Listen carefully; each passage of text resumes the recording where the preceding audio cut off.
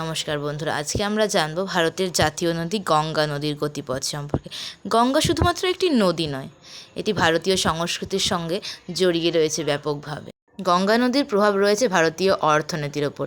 ভারতীয় কৃষিকাজকে সমৃদ্ধ করেছে এই গঙ্গা নদী।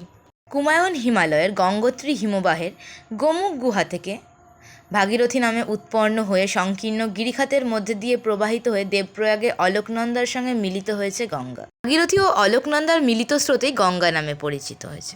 গঙ্গা নদী শিবালিক পর্বতকে অতিক্রম করে সমভূমিতে অবতীর্ণ হয়েছে হরিদ্বারের কাছে। গঙ্গা নদী 11টি স্টেটের মধ্যে দিয়ে প্রবাহিত হয়েছে। উত্তরাখণ্ড, পশ্চিমবঙ্গ, বিহার। পশ্চিমবঙ্গের মুর্শিদাবাদ জেলার কাছে এই নদীটি দুটি শাখায় বিভক্ত হয়েছে। একটি শাখা পদ্মা নামে বাংলাদেশে প্রবেশ করেছে এবং অপর শাখাটি ভাগীরথী ও হুগলি নামে দক্ষিণ দিয়ে প্রবাহিত হয়ে বঙ্গোপসাগরের সঙ্গে মিলিত হয়েছে। গঙ্গা নদীর কিছু উপনদী রয়েছে, যেমন গোমতী, ঘরঘরা, গণ্ডক, যমুনা, সোন, মহানন্দা। গঙ্গা নদীর যেমন অর্থনৈতিক গুরুত্ব রয়েছে, ঠিক তেমনই রয়েছে কিছু ধর্মীয় গুরুত্ব। হিন্দু ধর্মের মানুষেরা মনে করেন গঙ্গা নদীতে স্নান করলে পাপ মোচন হয়।